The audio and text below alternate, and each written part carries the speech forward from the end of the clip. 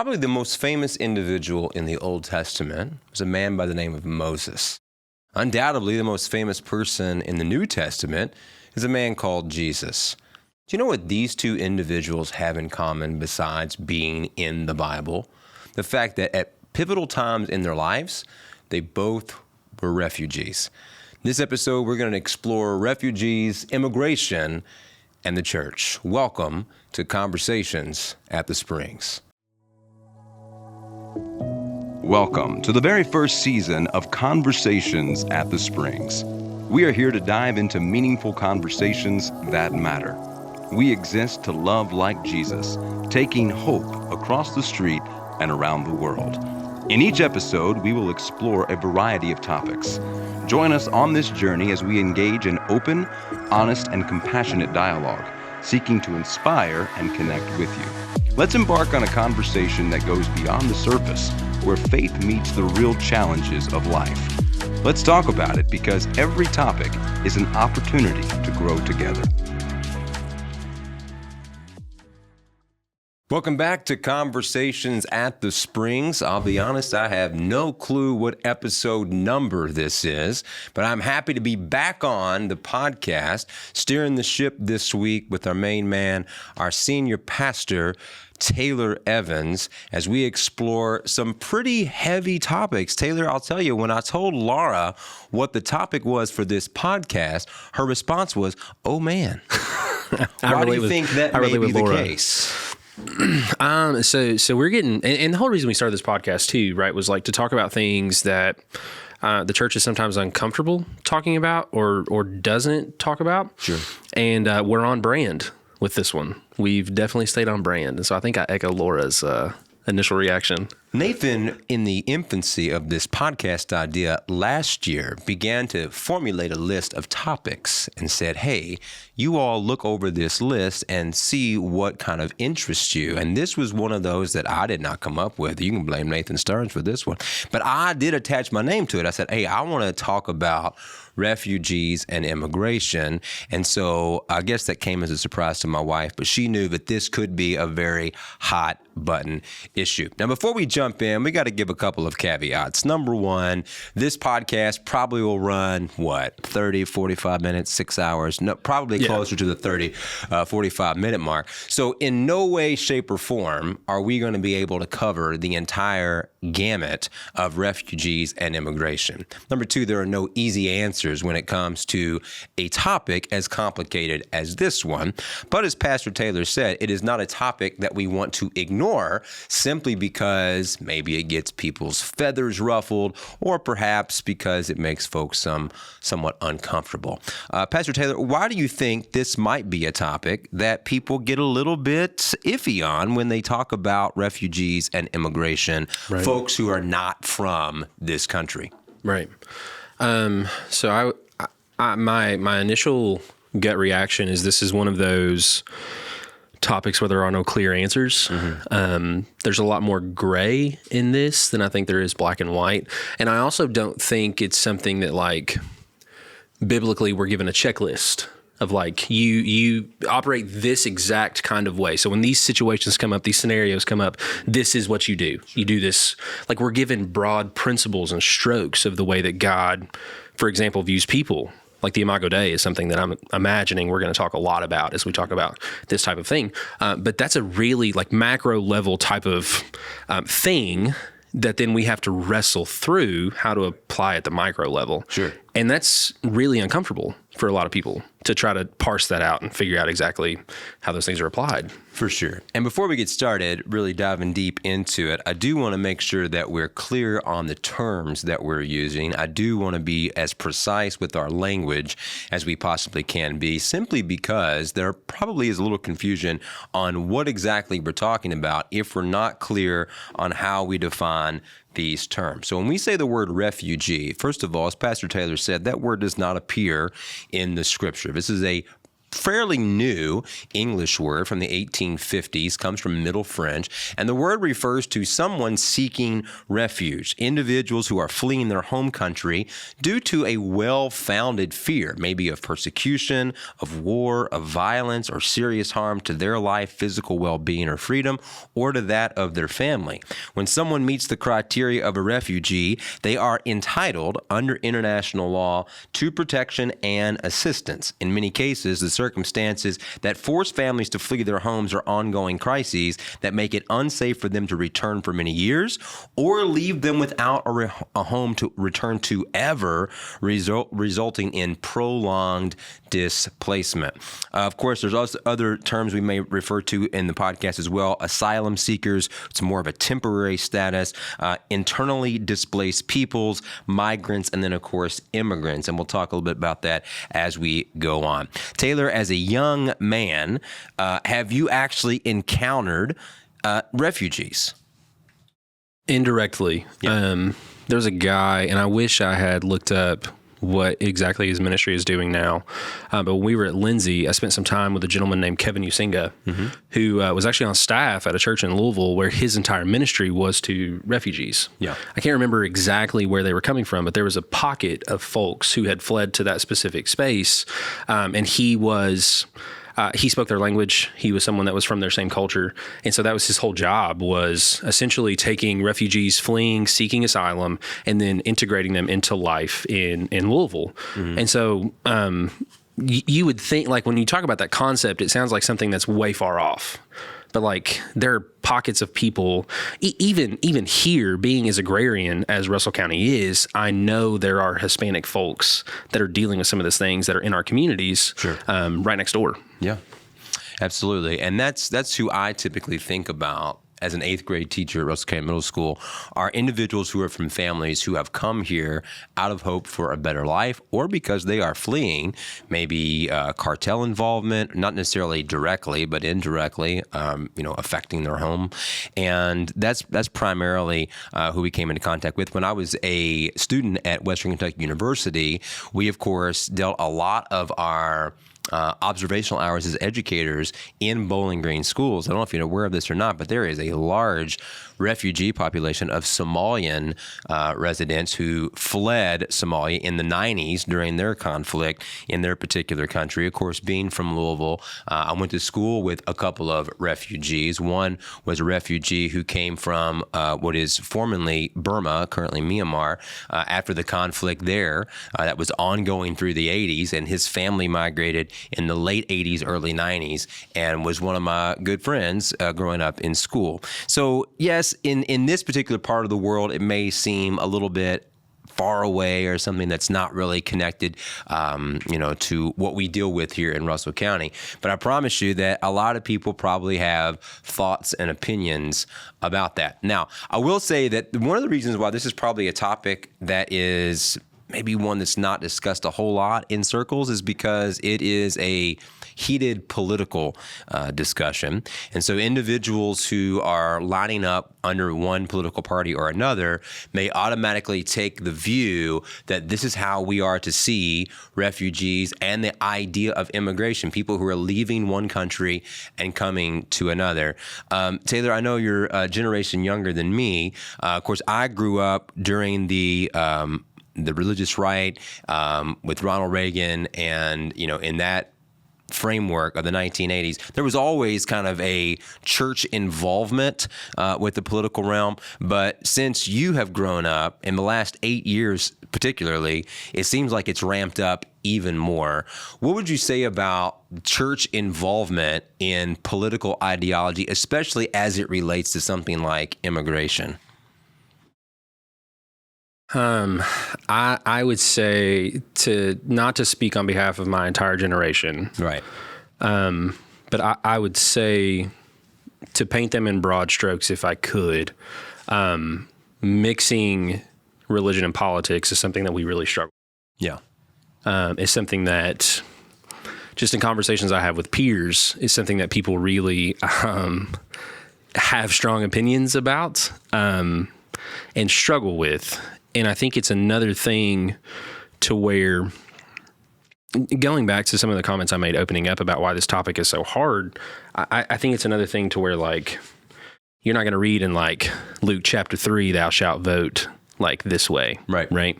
And so it's one of those things where we as Christians have this responsibility because like we are to pray and work for the prosperity of the country that we live in, the place that we are. This is a temporary home for us, but we are to work for the benefit of the place that we're in. And so the challenge that we've been giving is how do we read through Scripture, parse out the principles of God and follow Jesus and then apply that to how we engage politically. Right. And I think where my generation believes that there's a lot more nuance in that than I think some of the generations prior to us. And so I feel like that's where there's been this disconnect between, especially younger than me, especially like, because I'm on the back end of the millennials. And so especially younger, like Generation Alpha, I think is the next one that's coming up. They hold space for a lot more nuance and disagreement on how Christians can engage politically than like the generations that went before me. And so I think it's such a hot topic because religion is something that's so personal to us. And when we hold a conviction from, a biblical conviction, a conviction from God, and we feel a certain type of way about something when someone else feels differently, that triggers a strong response in us. And so I think that's one of the reasons, like, we struggle, my generation and younger, we struggle to engage our faith and our political leanings. And how we mesh those two things, if that makes any sense. And I think on my end, I would say that the generation above me maybe have integrated them too much. Right. To the point where it seems like there is such an overlap that you can't separate the two out, or it seems like they're even on the same level. And then we got to be clear here on this podcast, and even if we were just talking on the street, if you are a follower of Jesus, regardless of political ideology or leaning, your most important person you should follow always is Jesus. Amen. And so that is first and foremost for everybody. And I feel like we have to keep saying that over and over and over again because we live in a world where it's like people are very cultish about their political affiliation.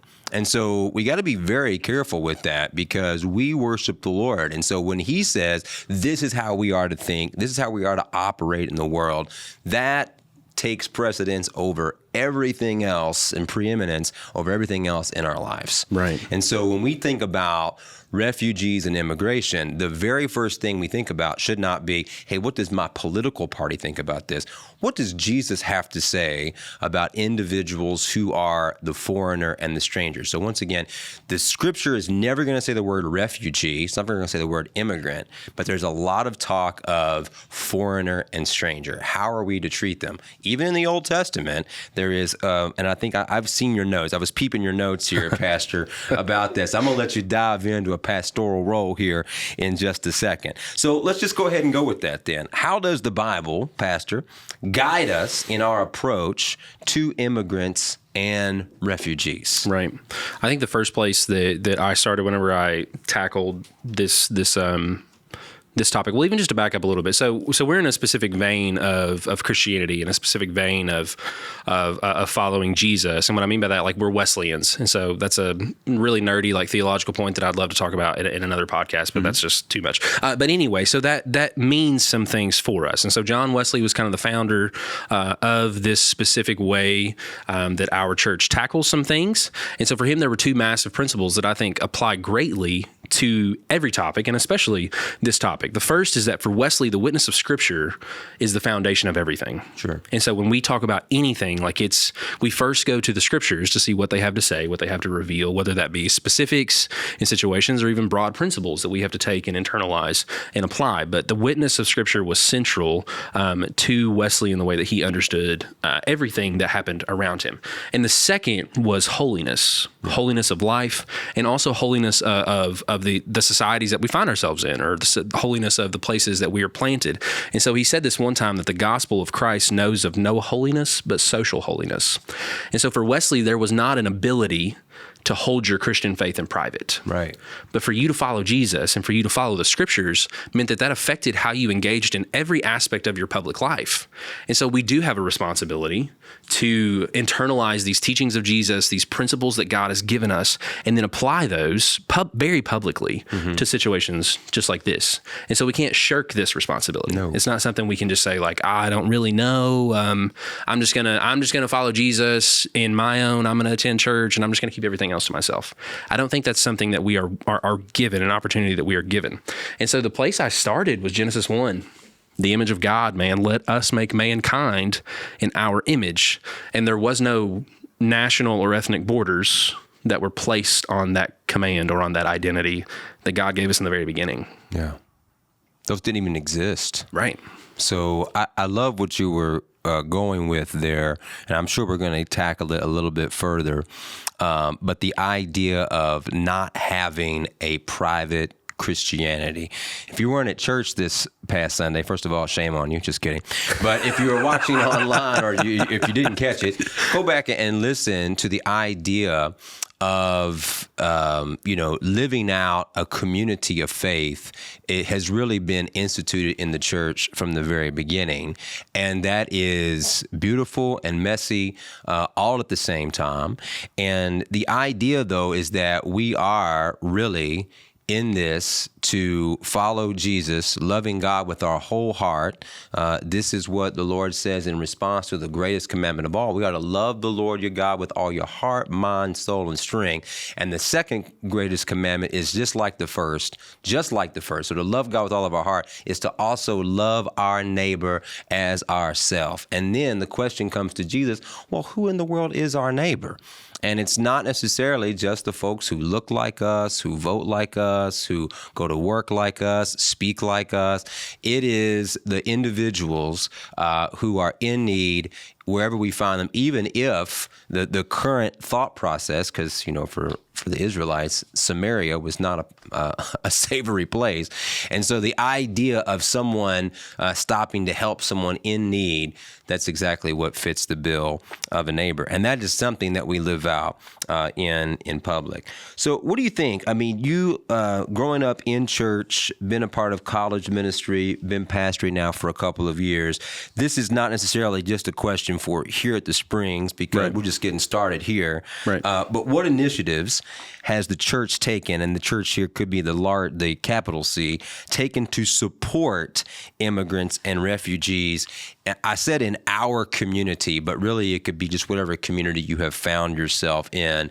How do they respond to individuals, especially in a refugee sense, that need assistance now? I think my answer will be twofold. When the church is at its best, she responds with deep community. Mm-hmm. And within that is implied not just friendships, but when we go back to that Acts 2 passage that we talked about on Sunday, it's the meeting of physical needs as they open themselves up within the community. It's advocacy, because those friends that are now in your community don't have the voice that you do. And so being able to navigate some of the hurdles that they'll be experiencing just trying to find a safe place outside of their own culture, sure, like being that extension for them, being that family for them. I think when the church is at her best, she makes sacrifices to elevate some of those people who are the most vulnerable in their populations. And I've seen that in some really, really cool instances, especially in places like, I want to say, I can't remember what the name of the church is, but there's a church in Louisville separate from Kevin and his work that I mentioned earlier, but their church was largely refugees. I mean, there was no like, and here's the coolest thing about what that church was doing. There was no specific service for them in their culture. There was a blended service. Like they figured out how to we're going to incorporate elements of we're going to speak your language for the prayers. We're going to sing the hymns in English, and we're going to preach, maybe we'll have a translator and do both. Yeah. But there was this, and honestly, let's go ahead and name it. There was a sacrifice on behalf of the people who were in the established church to say I'm going to allow my own community to be disrupted a little to make you feel more at home. So when the church is at her best, she is making sacrifices to allow the vulnerable populations to feel at home within her community. I think when she's at her worst, we try to act like these problems don't happen next to us because we don't know how to deal with them. It's really uncomfortable to try to step into some of those situations because, in all honesty, there's not a lot of clear-cut and easy answers. Sure. And easy processes to get people on their feet and to get people established and to advocate for people. That's a really messy and a really hard business. And so I think at the church's best, I've seen her go all out to create communities for people that had none. And at her worst, I've seen her just kind of ignore God's people as they hurt. Hey everybody, my name's Taylor Evans. I get to be the senior pastor here at the Springs, and I just wanted to take a second to invite you all to be a part of the Springs. If you don't have a church home, we have service every Sunday at 10 o'clock. We also have our Celebrate Recovery meeting on Sunday evenings starting at 5:15, and we do our children and youth activities on Wednesday nights. And so we'd love to have you be a part of that. Or if you're not in our local area, we'd love to have you be a part of our online community. We have several people that worship with us through our online services, and we'd love to have you be a part of that. If you've enjoyed this podcast, if you've enjoyed some of the ministries of our church, I want to invite you all to our website at thespringsky.com, where you can give to support not only this, but all of the ministries and all that God is doing through the Springs. I would say that, one of the responses to refugees and immigration probably is maybe put at a distance because it seems so large. It's like, what could we possibly do as a church or even as an individual to really reach out and help an individual or a family or a people group who are suffering in such a large way, but their home has literally been threatened or even taken away from them? What could we possibly do about that? And when I teach the Holocaust unit, of course, one of the things that we are instructed to do from the University of Kentucky Jewish Heritage Foundation is to translate statistics into people. Because when you think about the scope of the Holocaust, I mean, especially for an 8th grade student, they're like, man, I can't wrap my head around millions of people affected by this particular event. But when you take all of that at the macro level and reduce it down to a story or a family story, then it becomes probably a little bit more attainable to think about how in the world could we respond maybe to one person. So in Nazi Germany, there, of course, was a difficult position placed on Jewish individuals in a large sense, even before death camps were opened. And so they put limits on how many folks could actually leave the country, but they told them to leave the country, but almost made it impossible for them to do so, basically to say, see, nobody wants you, And so that included immigrating to the United States of America. And then in the United States, this is, of course, post-Great Depression, there is an immigration quota that's established in the early 1920s that really comes into effect after the Great Depression, saying, listen, we have people, our own citizens in breadlines, we can't even think about taking on thousands of people. But it breaks the kids' heart every single year when they've heard the story of Anne Frank. They know who Anne Frank is, at least from a distance, because they've heard of Diary of a Young Girl. Her father, Otto, before they went into the annex, into hiding, reached out to several countries trying to get sponsorship to allow them to come to their country, and that included the United States of America, and they were denied. And so they applied for citizenship, they applied for asylum, they applied for coming into this country, and the country said, you can't do it. And so when you think about an individual person, you think about an individual family, that's probably a little different than a large group of people. But as we were getting ready to do this podcast, I was walking in to the breezeway, and to the left, there is a banner of an individual who I believe in 2021 was a Lindsey Wilson College student. Him and another young girl were there on campus when the war broke out between Russia and Ukraine. And these two individuals are Ukrainian nationals that were at service that morning. And Dr. Calhoun just kind of shut everything down, allowed them to speak about what was happening. And the outpouring of the church that morning was unbelievable. It was phenomenal. And we didn't know these people from Adam. And that's part of the problem too, is like, we can't, as you said, ignore the situation, because when you ignore it, you're basically saying, hey, God didn't call me to actually respond to this. And you know good and well through the Spirit, that's not true. Right. You know it's not true. But then when you open yourself up to hear someone's story and you hear what they're going through, I think then the Spirit of the Lord takes over and you say, what can we do? Right. What can we do to help in that situation? And so on that particular morning, and that banner memorializes it, I guess, forevermore. We'll probably change those banners at some point, but it's the banner as you're coming in the breezeway. Remember that guy on the left. You'll know who I'm talking about if you were here a few years ago, because that morning was incredible. And it was just two individuals who were students at Lindsay from the Ukraine. And we said, we love you. We're praying for you. And whatever we could have done in that moment, I believe we would have done it. Absolutely. You know? And so I think just thinking about it on terms of an individual level, no, we're not going to solve all the problem, but this is the body of Christ. So we're not in this by ourselves. What about, I'm going to skip down here to question 4 that I sent you earlier, Pastor. Yep. What are some of the biggest challenges that you have seen immigrants and refugees face when trying to integrate to a new community? Now, before you answer that, let me just say, we're praying for all of us that are here in the United States. We never have to make this decision that we're going to leave our place that we call home and go somewhere else. Right. We've had it pretty good in our lifetime. I mean, the Lord is blessed. People talk about God bless America. Keep doing it, God. But He has blessed America. And so hopefully this never, is something that we have to face on our own. But we do know that it does exist. And people come to the United States because they see it as a place of opportunity. But obviously there are challenges that go along with this. So what do you think are the biggest challenges that someone who is seeking maybe just a safe place for a little while, or maybe even for a long-term stay, where do you see those biggest needs being? Yeah, well, I think I'm going to tie it back to what I said about the church when she was at her best and providing community for people. I think the biggest challenge that folks that are in that circumstance face is isolation. Yeah. Especially because, there are some, so when we were in the Dominican Republic on our mission trip recently, apparently there's a massive Dominican population in New York. And as I was thinking about that, in my head, I was like, why in the world? Because there are a lot of places in the United States that feel a lot more like the Dominican Republic than New York. South Florida. Exactly. Yeah. But there's a direct flight that goes to New York, and there's a population of Dominicans that are already in New York. Right. Yeah. And so there's people that they have some camaraderie with. Sure.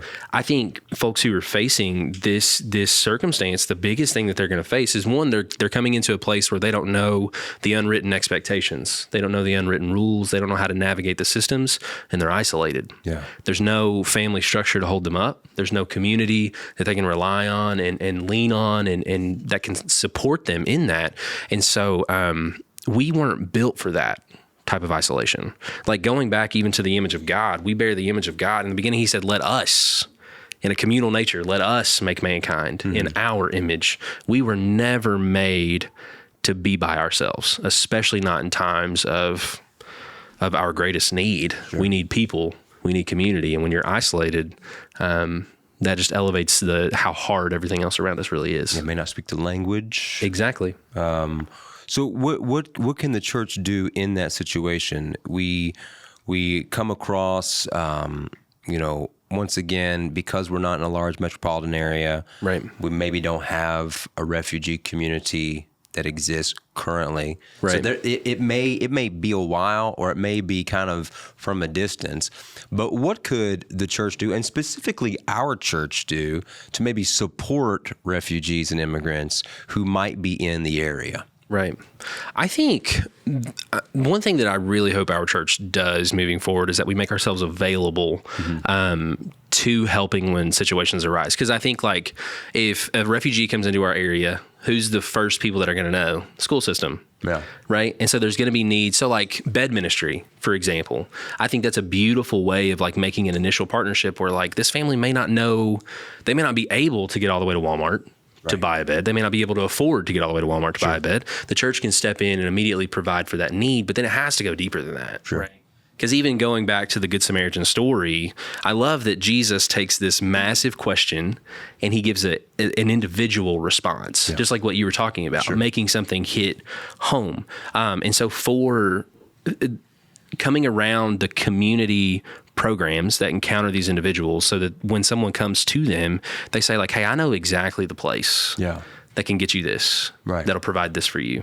And just making yourself available. That's the thing that I'm realizing more and more as I'm following God and I'm watching God lead his church, is that God is already working for his lost and isolated children. The people who are on their own and who are hurting, he's already reaching out to them, and he just wants a place to plug them in. And so when we, as his people, make ourselves available and make ourselves a safe place, I think God's going to bring us his kids because he wants them to be in that community. And so I think the biggest thing that we as the church can do is connect into community organizations. Don't make them our enemies, but like we're all in this to make our place better, make ourselves available, and watch those organizations point people to us, watch God point people to us, and just open our eyes. Because we're going to see him in grocery stores. We're going to see him in all these places that we attend every week, but a lot of times we don't turn our spiritual sight, our spiritual senses on.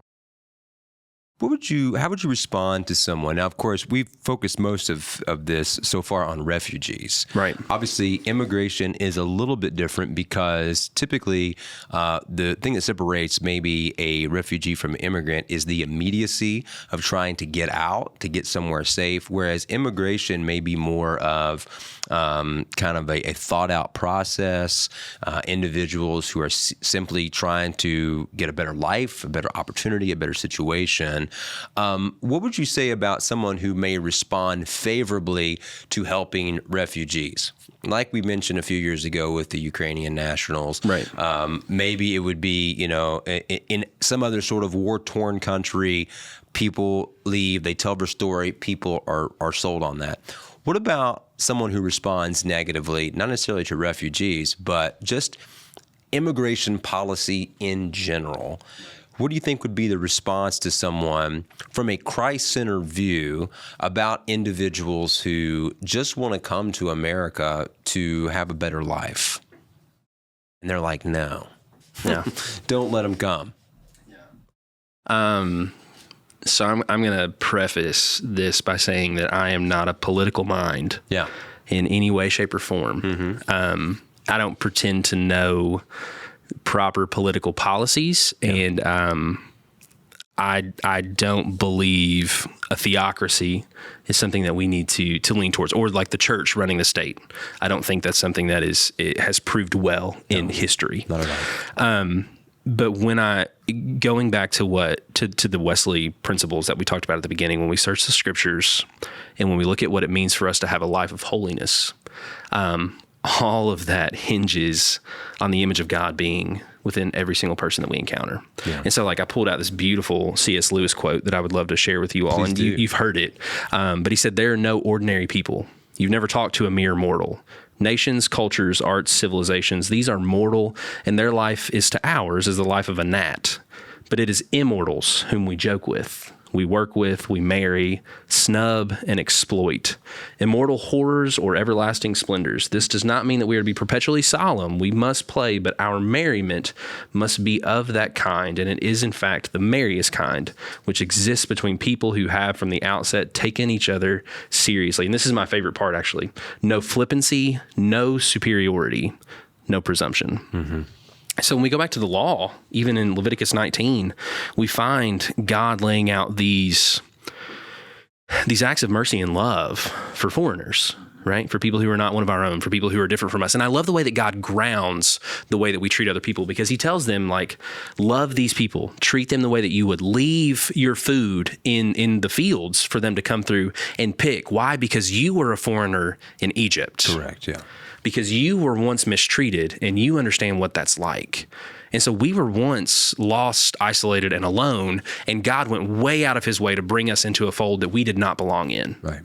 And so I think when we understand the way that God has been radically gracious and radically hospitable to us, regardless of what policies need to be handed down from the top down, as Christ followers, we have a responsibility to make sure that we love all people and allow no flippancy in the way that we treat them, no superiority to set up in our hearts, and have no presumption whenever we come into contact with them. How do we do that in 2024 United States of America? Get off Facebook. That's the first thing. Get away from Facebook. Step one. Right. I think we have. So in all seriousness, going back to social media has taken every situation and it's thrust us into it at the macro level. Yeah. Right. And so every problem, first of all, we see every problem. We see absolutely every problem that happens. And I don't think we were meant to carry all of that knowledge. Sure. Right. And then we see it at its highest sense. The truth, I feel like, is that we are never going to change the world, but we can absolutely change the people that we encounter. Yeah. We can change our local settings. And now it doesn't mean we don't have a responsibility. Like I do feel as Christ followers, we have a responsibility to advocate for the prosperity of the nation that we live in, for us, the United States. Sure. We have an absolute responsibility. From the time that God allowed his people to go into Babylon, he told them, plant gardens, build houses, work for the prosperity of the place that you were in. And so we do have that responsibility to engage and to do it in a way that we think is going to benefit the place that is around us. But I think we have to make sure that we guard our views of individuals and don't let people get lumped into large sums. Right. Because our call is to love individuals, regardless of whether we view them as a Samaritan. And if we do, and if we're following Christ, then we're supposed to love that person even more if they're our enemy. Right. That's the next call. Right. Love your enemies and pray for them. And so I think we have to individualize, like you were talking about, and we have to put faces and names to these situations, and we have to hear stories, because that builds compassion within us. Yeah, so the law comes down in Leviticus, and that's for an individual and actually for a people group, not just individuals, but a whole people group who had experienced displacement. I don't know, man. We are pretty entitled as a people group. And so we have to kind of see it maybe from a spiritual level, right? That all of these individuals who are lost and seeking home, seeking hope, seeking refuge.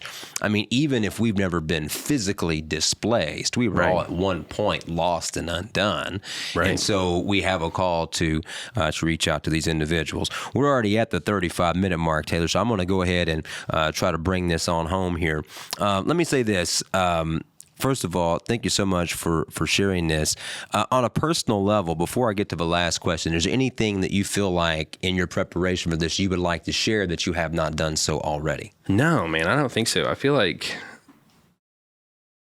it was good for me.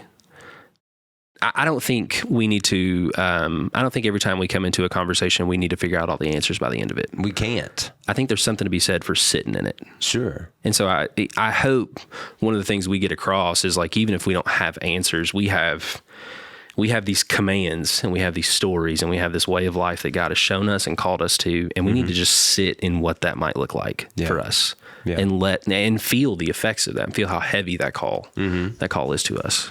Yeah, because I understand that there are individuals who are attempting to come into the country that have nefarious motives. Right. There are criminals that try to enter the country. We know this. We have individuals probably who really have no good reason to come to the United States other than to cause mischief and to cause some sort of problem for the people that live in that particular area. There is no doubt that happens. There are people who are doing that, though, right now that live in Russell County that we've grown up around all of our lives, you know?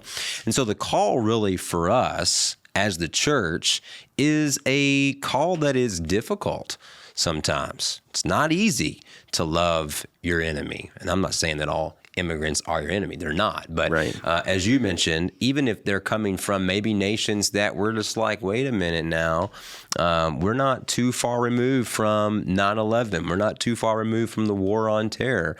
And so they're from where? What exactly are they doing in this country? Yeah. There is a call for us, for those who follow Christ, that is different maybe than what quote unquote normal people might suggest. Let me ask you this as we close up. In what ways can the church, and specifically here at the Springs, how can we provide ongoing support to immigrants and refugees beyond just initial resettlement assistance, praying for them? What are some real ways that we might be able to honor the Lord in the way in which we engage with refugees and immigrants? I think I think one massive thing we can do is have these conversations, right? And educate ourselves on what is happening around us in our current communities, to see what types of people groups are coming in, to see where these opportunities are, and to understand the types of things that they are facing, the types of obstacles that they are facing. Because like the temptation here is to say, like, we're going to pray for this people, and like prayer has to be our number one thing, because prayer actually changes things. Sure. Prayer does actually change things. But the temptation is to say, like, we're going to pray for this group of people and maybe donate to an organization once or twice that like helps them. Great things. However, I think as followers of Christ, when we know that there's the potential for people in our area to be in this group of people, to need the community that only the church can provide, and need the hope that only Jesus can provide, we have to figure out where they are and what they're facing and meet them in those places. Because they're not going to just stumble into us. No.